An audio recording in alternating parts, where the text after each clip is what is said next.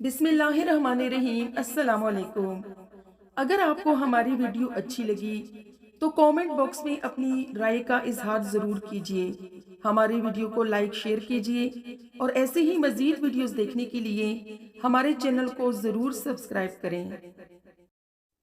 हुज़ूर करीम सल्लल्लाहु अलैहि वसल्लम का इरशाद मुबारक है, मुसलमान मुसलमान का भाई है, ना उस पर जुल्म करे ना उसको जलील करे। आप सल्लल्लाहु अलैहि वसल्लम ने फरमाया, जो काम लोगों के सामने करने को नापसंद करते हो वो तन्हाई में भी ना किया करो। आपने फरमाया, जो शख्स अपने घर से वजू करके फर्ज नमाज के लिए मस्जिद की तरफ निकलता है तो उसका अजर व सवाब एहराम बांधने वाले हाजी की तरह है।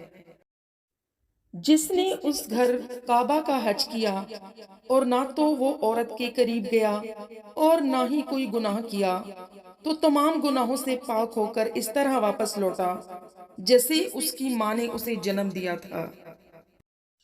जब तुम अजान सुनो तो जिस तरह मोज़न कहता है इस तरह तुम भी कहो। आपने फरमाया, मेरी एक बात भी किसी को मालूम हो तो वो आगे पहुंचा दे।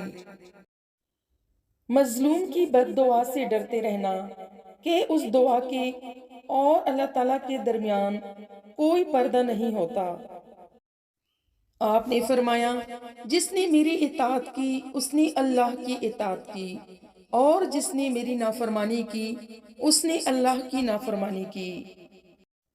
जो शख्स झूठी कसम खाकर किसी मुसलमान के हक पर कब्जा करना चाहता है तो अल्लाह ताला उस पर जहन्नम वाजिब और जन्नत हराम कर देता है। जिसने फजर पढ़ी वो अल्लाह की पनाह में है, तुम अल्लाह की पनाह हाथ से जाने ना दो।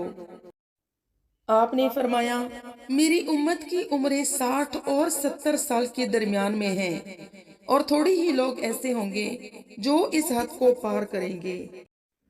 अगर नमाजी को मालूम हो जाए कि उस पर रहमत इलाही किस कदर साया फगन है तो वो सजदे से सर नहीं उठाएगा।